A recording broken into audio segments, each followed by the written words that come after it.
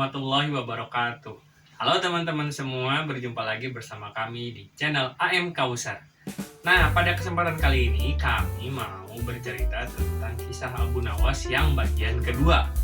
Nah, bagian yang kedua ini itu bercerita tentang kisah Abu Nawas yang mendemo Tuan Kadi. Tuan Kadi atau Tuan Hakim, kan waktu itu pernah saya jelaskan ya, Kadi adalah Hakim waktu itu. Nah, sebelum kita masuk ke ceritanya tersebut, sebelumnya saya mau bertanya nih teman-teman, bagaimana nih video intro yang baru? Lebih bagus kan daripada yang sebelumnya? Mudah-mudahan teman-teman bisa puas dengan video yang baru ini. Video intronya maksudnya ya, kalau video ceritanya kita belum mulai. Oke? Nah, sekarang mari kita mulai ceritanya. Nah, jadi kisah ini dimulai pada suatu sore, di mana pada sore itu Abu Nawas sedang mengajar murid-muridnya di halaman teras rumahnya. Jadi beliau itu sedang membahas kitab dengan murid-muridnya di halaman rumahnya. Nah, kemudian pada sore itu datanglah dua orang tamu nih. Seorang wanita tua penjual kahwa. Kahwa itu ada sejenis minuman teh ya, teh hijau yang direbus dengan rempah-rempah. Satu lagi seorang pemuda Mesir. Nah, wanita tua ini mulailah membuka percakapan dengan Abu Nawas, sepatah dua kata. Setelah itu dilanjut oleh si pemuda Mesir ini. Nah, pemuda Mesir ini berceritalah masalahnya kepada Abu Nawas hingga selesai. Nah, setelah pemuda Mesir ini selesai menceritakan kisahnya, Abu Nawas nutup tuh kitab yang sedang dibahasnya bersama murid-muridnya. Setelah itu Abu Nawas bilang ke murid-muridnya, "Hai murid-muridku, pulanglah," katanya Abu Nawas. "Dan kembalilah malam ini kalian ke rumahku beserta dengan teman-teman kalian," katanya Abu Nawas. "Jangan lupa bawa palu, kampak, martil, cangkul," katanya Abu Nawas begitu. Nah, murid-muridnya patuh aja gitu, pulanglah ke rumahnya. Nah, malam harinya mereka datanglah ke rumahnya Abu Nawas, balik lagi bersama dengan rombongannya. Nah, berserta dengan alat-alat yang disuruh dibawa sama gurunya tersebut. Nah, udah gitu, udah sampai di rumahnya Abu Nawas. Abu Nawas ngasih perintah, "Hai murid-muridku," katanya Abu Nawas gitu kan, "pergilah kalian ke rumah Tuan Kadi yang baru. Kemudian hancurkanlah rumahnya tersebut," katanya Abu Nawas. Nah, murid-muridnya kan merasa keheranan. Lah, ini gimana ceritanya? Rumah Tuan Kadi yang baru diangkat, disuruh dihancurin, katanya murid-muridnya gitu kan dalam hati. Tapi ya murid-muridnya patuh aja. Ini pasti gurunya membuat suatu kejutan nih. Soalnya gurunya nggak mungkin melakukan hal yang salah. Pasti dia selalu berada di pihak yang benar gitu. Kayak film-film superhero gitu ya. Selalu berada di pihak yang benar. Dia nggak mungkin melakukan suatu hal yang aneh tanpa maksud gitu. Nah, habis itu kan Abu Nawas ngomong lagi nih, "Kalau ada yang bertanya siapa yang menyuruh kalian melakukan itu, katakan saja aku yang menyuruhnya." Habis itu Abu Nawas ngomong lagi, "Kalau ada yang mau menghalangi kalian atau melempari kalian dengan batu, pukulilah mereka dan lemparilah kembali mereka dengan batu," katanya Abu Nawas itu. Nah, udah dapat jaminan dari gurunya kayak begitu kan, pergilah murid-muridnya itu ke rumahnya Tuan Kadi yang baru. Rombongan tuh banyak, udah kayak demonstran, teriak-teriakan, "Ayo, ayo!" Nah, sampai di rumahnya Tuan Kadi yang baru, nggak pakai basa-basi, langsung aja hantam, blar, rumahnya Tuan Kadi yang baru itu. Ada yang mukul temboknya, jendelanya, ada yang lemparin batu ke rumahnya. Nah, orang kampung kan pada kebingungan ya, keheranan. "Oh, ada apa nih?" Pada keluar rame kan, hancurin rumahnya Tuan Kadi yang baru. Nah, mau mencoba menghalangi gitu, jangan dirusak gitu. Yang mau mencoba menghalangi malah dipukulin, sama dilemparin batu sesuai dengan petunjuk dari gurunya mereka tadi kan. Nah, kan Tuan Kadi ada di dalam rumah nih.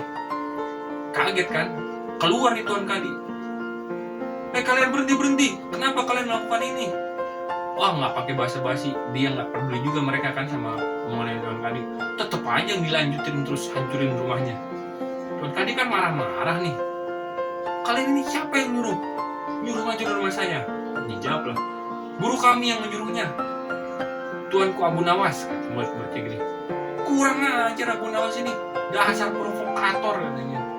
Awas kalian, awas kau. Kulaporan ke Baginda Raja, katanya si Tuan Kadi nih.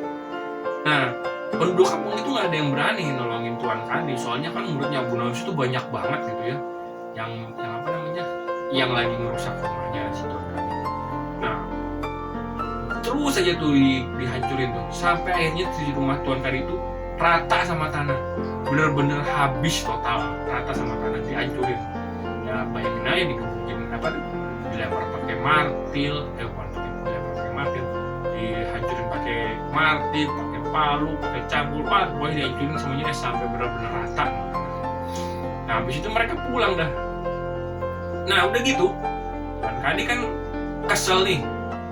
Nah, awas ya, besok pagi kulaporkan ke Baginda Raja. Besok paginya Tuan Kadi itu datanglah ke istana. Tuan Kadi atau hakim lah. Jadi nanti disangkanya Kadi 6 orang. Tuan hakim lah. Nah, datanglah si hakim ini ke istana, hakim yang baru ini. Ya Baginda Raja, katanya Tuan hakim ini. Semalam Abu Nawas itu tanpa basa-basi menyuruh murid-muridnya menghancurkan rumahku sampai rata dengan tanah. Sampai aku tidak punya tempat tinggal saat ini, katanya Tuan Kadi. Tempat untuk tidur maksudnya, tinggal, katanya Tuan hakim. Nah, masa iya, katanya Baginda Raja gitu kan. Benar Baginda, katanya si hakim yang baru itu ya, Tuan hakim atau Tuan Kadi. Coba pengawal, panggil Abu Nawas kemari, katanya Baginda Raja kan ke pengawal kerajaan. Panggillah pengawal kerajaan, apa namanya, menjemput Abu Nawas di rumahnya, suruh menghadap Baginda. Nah habis itu Baginda nanya tuh ke Abu Nawas, hei Abu Nawas, apa sebabnya kamu menghancurkan rumahnya Tuan hakim yang baru ini? Tanya Baginda Raja ke Abu Nawas ya. Nah, itu katanya Abu Nawas, ampun Baginda, semalam beberapa malam yang lalu, 2 malam yang lalu, hamba itu bermimpi, katanya. Mimpi apa, kata Baginda? Jadi hamba itu bermimpi kalau Tuan Kadi itu menyuruh hamba untuk menghancurkan rumahnya ini. Karena Tuan Kadi ini ingin apa namanya, rumah yang baru. Jadi dia pengen rumah yang lama itu dihancurin. Jadi Abu Nawas itu mimpi Tuan Kadi nyuruh dia ngancurin rumahnya.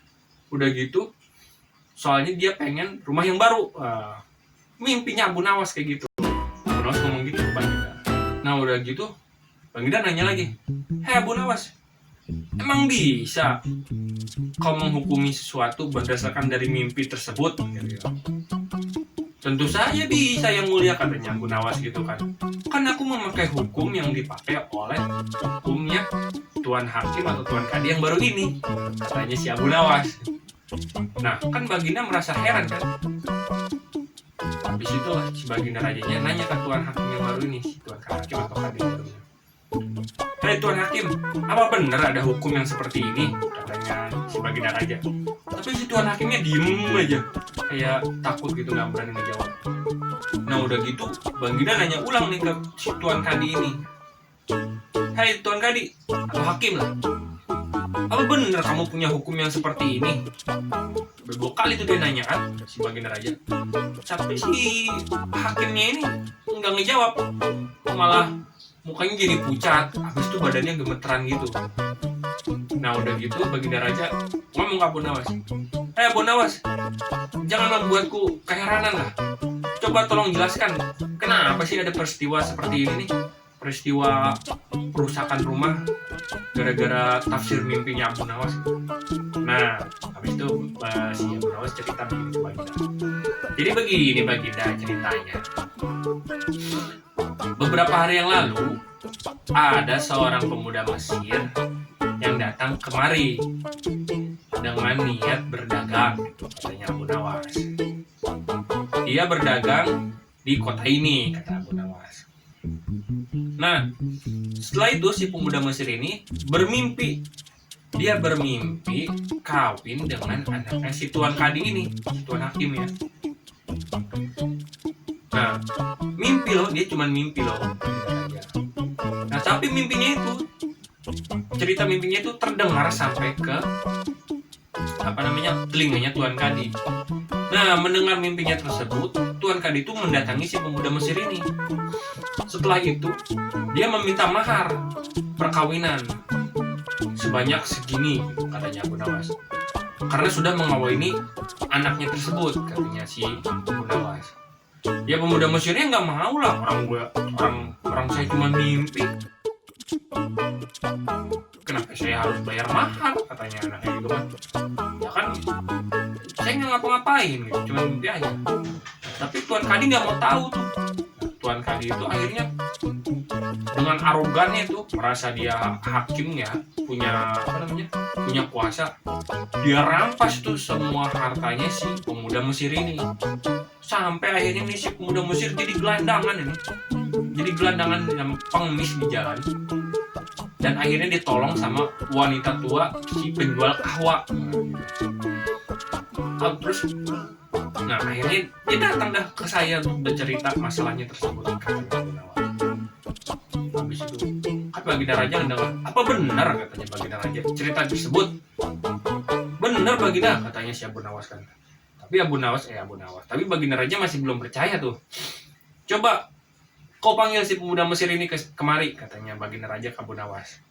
Nah, pinternya Abu Nawas itu, si pemuda Mesir ini, dia disuruh nunggu di depan pintu gerbang istana. Nah, jadi kan kalau ada panggilan itu cepet datangnya. Nah benar aja pas pengawalnya keluar, Abu Nawas langsung datang lagi kan, cepet masalahnya. Abis itu Baginda Raja nanya nih sama si pemuda Mesir, hai pemuda Mesir, apa benar kamu mengalami hal yang diceritakan oleh Abu Nawas? Coba tolong ceritakan lagi. Ihwal peristiwa kejadian kamu datang kemari sampai saat ini, sampai adanya kejadian ini, ya Baginda Raja kan ke si pemuda Mesir. Nah, udah gitu ceritalah panjang lebar segala macamnya, mulai dari datang, dagang, mimpi, dirampas sampai jadi gelandangan, terus ditolong sama nenek-nenek gitu kan. Nah, sampai akhirnya dia bisa ketemu Baginda Raja. Nah, si pemuda Mesir ini bawa saksi juga tempat dia ngekos gitu. Ada bapak tua penjaga penunggu kos-kosan gitu lah, tempat dia nginep selama dia ngegelandang, selama dia datang pas dia baru datang ke Baghdad sampai akhirnya dia jadi gelandangan. Nah, ternyata nih ceritanya Abu Nawas sama si pemuda ini match nih, cocok nih. Terus sama si saksi yang penjaga kos juga nih cocok nih. Pemarah lah Raja, waduh kurang ajar nih, aku sudah mengangkat kadi atau hakim yang tidak bermoral, yang bejat kelakuannya, akhlaknya kurang baik, katanya si hakim. Katanya Baginda Raja. Wow, rampas semua hartanya si Tuan Kadi ini, aku pecat dia. Jadi si Tuan Kadinya itu langsung dipecat sama si Baginda Raja dari posisinya itu, dari posisi hakim itu. Di situ dia langsung dipecat, dirampas semua hartanya, diberikan lagi ke si pemuda Mesir itu. Jadi uangnya si pemuda Mesir itu balik lagi, tapi malah nambah sama hartanya si Tuan Kadi kan. Nah, setelah kejadian ini selesai, pulanglah tuh mereka, si Abu Nawas sama si pemuda Mesir ini ke rumahnya Abu Nawas ya. Nah sampai di rumahnya Abu Nawas, si pemuda Mesir ini ceritanya mau ngasih uang terima kasih lah, amplop lah gitu, karena udah ngebantu dia lolos dari musibah yang baru aja dia alami gitu. Nah, tapi nggak disangka-sangka ternyata Abu Nawas malah nolak. Jangan, katanya Abu Nawas, aku menolongmu bukan karena mengharapkan imbalan, kayak gitulah intinya. Nah, takjublah pemuda Mesir ini. Pulanglah dia ke rumahnya tuh di Mesir. Sampai di daerahnya, di tempat tinggalnya, ceritalah dia sama orang-orang, oh ini saya waktu di Baghdad ini ketemu orang namanya Abu Nawas, ulama segala macam, oh menolong saya segala macam, orangnya sangat hebat dan baik kayak gitu. Nah terkenal dia Abu Nawas sampai ke Mesir gitu. Nah inilah awal mula si Abu Nawas ini jadi sangat terkenal di sana, begitu ceritanya. Oke. Nah, bagaimana teman-teman ceritanya tadi? Mudah-mudahan bisa bermanfaat ya. Ada saripati yang bisa diambil dari cerita tersebut. Jadi intinya, jadi orang jangan terlalu serakah. Nah, kalau serakah nanti bisa-bisa kita malah kehilangan semuanya. Bukannya justru dapat banyak, malah kehilangan banyak di belakangnya. Seperti si Tuan Hakim yang baru itu. Makanya, kita harus selalu merasa cukup dengan apa yang kita punya, sama harus banyak bersyukur. Itu yang kurang, bersyukur sama yang kita miliki. Oke? Nah, cukup sampai di sini ya video kali ini. Semoga video kali ini dapat memberikan manfaat untuk teman-teman sekalian. Wassalamualaikum warahmatullahi wabarakatuh.